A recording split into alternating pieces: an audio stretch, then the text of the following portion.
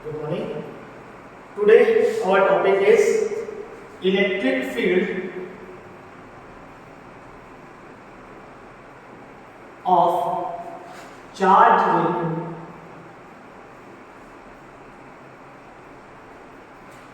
at axis. देखिए, आज हम लोग जो टॉपिक डिस्कस करने वाले हैं वो टॉपिक का नाम है electric field of charge ring at the axis. मतलब एक रिंग है हमारे पास और इस रिंग पर हमने पॉजिटिव चार्ज डिस्ट्रीब्यूट कर दिया है।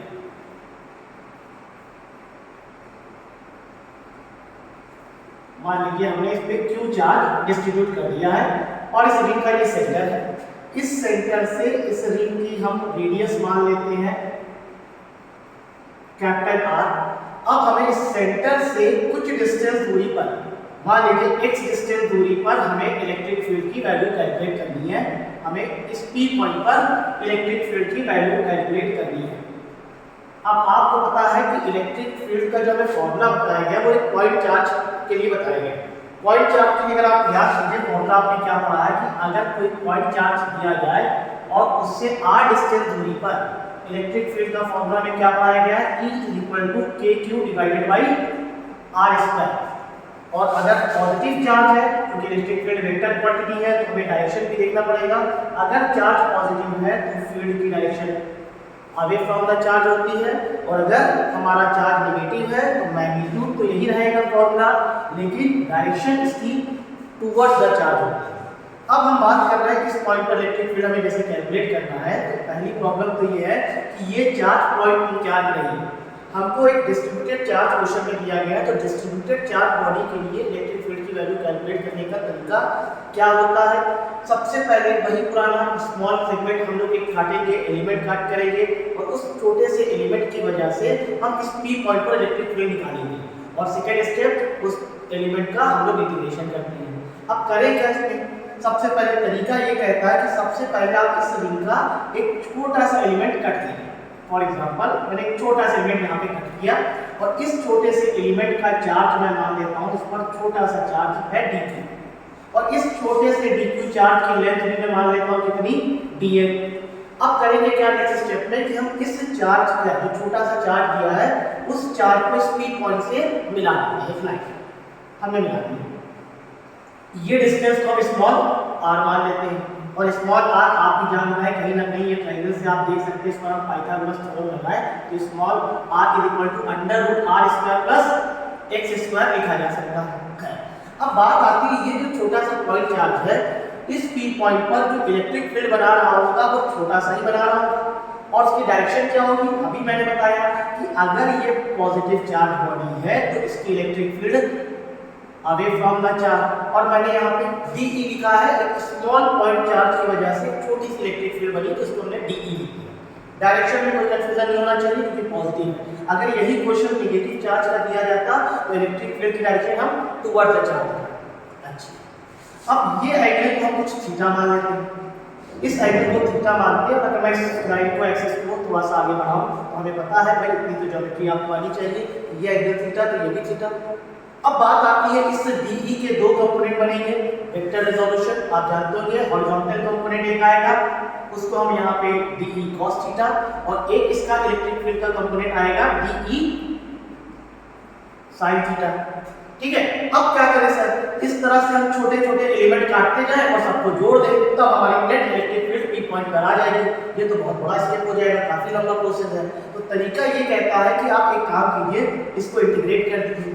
लेकिन इंटीग्रेट करने से पहले छोटी सी बात देखिए, ये जो रिंग दी गई है ये एक तरह की सिमेट्रिकल बॉडी है। अगर सिमेट्रिकल बॉडी की बात करें तो आपको एक छोटा सा कॉन्सेप्ट दिखाता हूँ।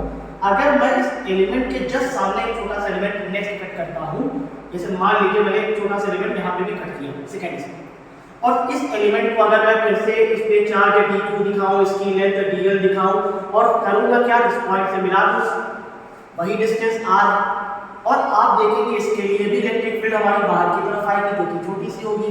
ये एंगल थीटा तो ये एंगल भी थीटा। तो इस DE का दो कंपोनेंट आएगा, एक तरफ इधर आएगा जो कि DE cos थीटा होगा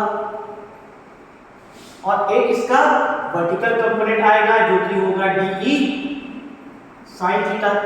ठीक है ना। अब आप गौर कीजिए, ये D sine theta, D sine theta आपने पढ़ा होगा वेक्टर में इक्वल मैग्नीट्यूड और अपोजिट डायरेक्शन में अगर दो वेक्टर होते हैं तो वो एक दूसरे को क्या कर देंगे, कैंसिल आउट कर देंगे।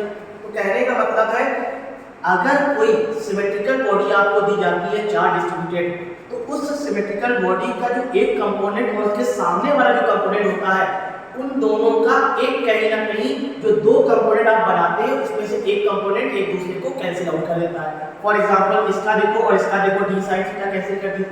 मान लो तुमने एक एलिमेंट और काटा यहाँ पे, इस तरह से तुमने फिर से पूरा ड्रॉ किया, इसका भी D cos theta D sin theta आएगा। सिमिलरली इसके सामने वाला तुमने उठाया कंपोनेंट, उसका भी दो कंपोनेंट, उन दो कंपोनेंट में एक कंपोनेंट एक दूसरे को क्या कर देगा, कैंसिल आउट कर देगा। यानी फाइनली हमको करना क्या है, केवल डी cos थीटा को, इन सब चीजों को मैं थोड़ा सा मिटा दूं अगर, तो अगर मैं देखूं तो डी sin थीटा तो कैंसिल हो गया है, हमें किसको इंटीग्रेट करना है, यानी अगर मुझे नेट इलेक्ट्रिक फील्ड निकालनी है तो इंटीग्रेट किसको करना पड़ेगा, डी cos थीटा। समझ आ रहा है कि नहीं, क्योंकि यहाँ sin थीटा कैंसिल हो गया तो हमारा खेल डी cos थीटा पे है साथ में। अब बात आती है डी की वैल्यू क्या होगी, यहाँ पे cos थीटा की वैल्यू क्या होगी।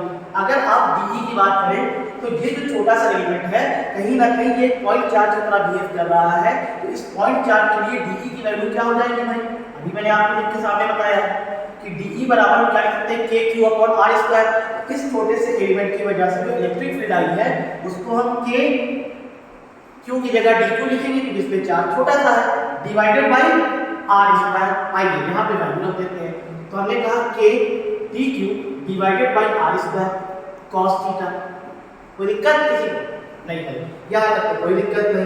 अब क्या करें सर, अब हमको यहाँ पे इंटीग्रेशन किसका करना होता है, कोई वेरिएबल क्वांटिटी का। अब हमें इसमें पता करना पड़ेगा कौन कौन वेरिएबल है और कौन कांस्टेंट है। कांस्टेंट टर्म को हम बाहर कर लेंगे और वेरिएबल टर्म को उसमें हम आगे इंटीग्रेट करेंगे। तो कांस्टेंट टर्म के तो भैया आपको पता होगा कि क्या होता है, पता है कि नहीं, भूल गए। इलेक्ट्रॉनिक हम लोगों ने सबसे पहले इलेक्ट्रोस्टैटिक्स में कूलॉम लॉ नाम का चीज पढ़ा था, वहां पे कांस्टेंट आया था, कूलॉम कांस्टेंट, इलेक्ट्रोस्टैटिक कांस्टेंट या प्रोपोर्शनलिटी कांस्टेंट। इसकी वैल्यू हमने बताया था मीडियम पे डिपेंड करती है।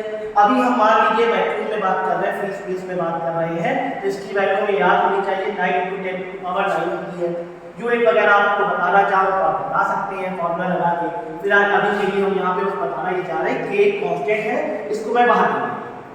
अब बात आती है स्मॉल आर की, ये क्या होगा, थोड़ा सा सोचिए, थोड़ा दिमाग लगाइए। अगर हमारे पास कोई रिंग का अगर कोई चीज है बेटा, एक मिनट अपना कोई देंगे, थैंक यू बेटा। देखिए जैसे ये हमारे पास रिंग, एक एग्जांपल के तौर पे हमें ये रिंग एक बच्चे से मैंने लिया है समझाने के लिए कि रिंग को अभी हम देखिए बोर्ड पे ऐसे रखते हैं, वर्टिकल मतलब ऐसे समझिए, आधा पार्ट रिंग बोर्ड के अंदर जा रहा है और आधा बाहर, और इस रिंग के ये सेंटर है, मान लीजिए इस सेंटर से x डिस्टेंस दूरी पर हमें ये सेंटर के x डिस्टेंस दूरी पर इलेक्ट्रिक फील्ड निकालना है।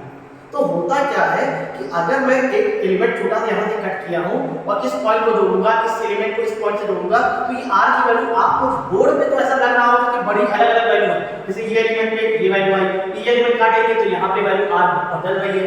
बट रियलिटी में क्या है, अगर मैं इसको सामने से हॉरिजॉन्टल रखूं और ये पॉइंट है, आप किसी भी पॉइंट को उठाकर इस पॉइंट से मैच कराएंगे तो कुछ कोन टाइप का शेप बनेगा। उस कोन का अगर आप देखेंगे हर एक डिस्टेंस हर एक पॉइंट पे इक्वल होगा। तो कहने का मतलब ये है बेटा कि इसमें यहाँ पे r आपका क्या दिख रहा है, कांस्टेंट। आपको थोड़ा फील करना पड़ेगा, इमेजिन करना पड़ेगा। एक रिंग है ना, थोड़ा 3D फॉर्म में अगर सोचोगे तब इमेजिनेशन आपकी क्लियरिटी बैठेगी। अच्छा कैपिटल आर क्या है, कैपिटल आर तो सर रेडियस है, रेडियस कोई चेंज होगा, रेडियस तो वही रहने वाला है, तो रेडियस भी हमारा कांस्टेंट है सर। अब बचा ये x, हमें तो भैया इसके सेंटर से x डिस्टेंस दूरी पर ही इलेक्ट्रिक फील्ड निकालनी थी, तो x भी आपका यहाँ पे कांस्टेंट है, इसको हम चेंज नहीं कर रहे। अब एक बात बताइए, इस ट्रायंगल को अगर आप गौर से देखेंगे तो कैपिटल R, स्मॉल x और स्मॉल r तीनों चीजें कांस्टेंट है, तो भैया ये थीटा क्या हो जाएगा, theta is also constant. Okay तो मतलब यहाँ पे थीटा कांस्टेंट, तो cos थीटा भी कांस्टेंट, r स्क्वायर भी कांस्टेंट, तो आपका बचा क्या, इंटीग्रेशन केवल dq का करना है, क्योंकि छोटा छोटा एलिमेंट आप अलग अलग काट रहे हैं, यही को इंटीग्रेट करना है। तो सीधी सी बात है भाई। अब आप बताइए, मान लीजिए इस रिंग को मैंने 10 कूलम का चार्ज दिया और ये छोटे छोटे एलिमेंट पे 1 कूलम 1 कूलम 1 कूलम है, सबको जोड़ेंगे इंटीग्रेट करेंगे तो 10 ही कूलम तो आएगा। मतलब हमने q चार्ज डिस्ट्रीब्यूट किया और ये छोटे छोटे चार्ज को अगर मैं एक साथ इंटीग्रेट करूंगा तो फाइनली तो q आने वाला है। यानी इसका आंसर हमारे पास क्या आ गया, k इस dq का इंटीग्रेशन हो जाएगा q, divided by R square. अब बात आती है cos थीटा। cos थीटा भाई ट्रिग्नोमेट्री के बारे में आपने कुछ सुना होगा, sin theta cos theta. cos theta क्या होता है? Base upon hypotenuse. बेस हमारा यहाँ पे दिया हमने जो माना है x, हाइपोटेन्यूज क्या हो जाएगा r, तो मैंने कहा सर cos थीटा हो जाएगा x अपॉन r। तो फाइनली हमको जो रिजल्ट मिल रहा है k cube x divided by r। आइए थोड़ा सा यहाँ पे लिखते हैं। अब हमारे पास जो net electric field I k cube x, अब ये r क्या है? r के बारे में मैंने ऑलरेडी यहाँ पे लिखा हुआ r अंडर रूट में है, तो क्या मैं इस under root r square plus x square को क्या ऐसे लिख सकता हूँ 1/2? बिल्कुल लिखा जा सकता है। और इसकी पावर हो जाएगी क्या बेटा 3, क्योंकि आप देखिए फॉर्मूले में r क्यूब है, हमने इस स्मॉल r को एक्सपेंड कर दिया, जो कि फॉर्मूला ट्रायंगल जो देख रहे हैं आप ट्रायंगल में इसकी हाइपोटेन्यूज को r माना था। अब अगर थोड़ा सा दिमाग लगाएं, यहाँ पे क्या दिख रहा है भाई, आप थोड़ा सा सोचिए। यहाँ पे हमारे पास फॉर्मूला आ गया k cube x divided by r square plus x square की पावर 3/2। ये हमारी नेट इलेक्ट्रिक फील्ड आई जिस पॉइंट पर हमें इलेक्ट्रिक फील्ड निकालना है। मतलब एक चार्ज रिंग के सेंटर से x डिस्टेंस दूरी पर इलेक्ट्रिक फील्ड का फॉर्मूला हमको ये बताया गया है k cube x upon r square plus x square की पावर 3/2। अब इसमें कई केसेस होते हैं, जैसे कि भाई इलेक्ट्रिक फील्ड x की वैल्यू क्या रखें कि इलेक्ट्रिक फील्ड मैक्सिमम हो जाए, तो वो चीज़ अभी हम नेक्स्ट स्टेप में नेक्स्ट क्लास में आपको बताएंगे। Thank you.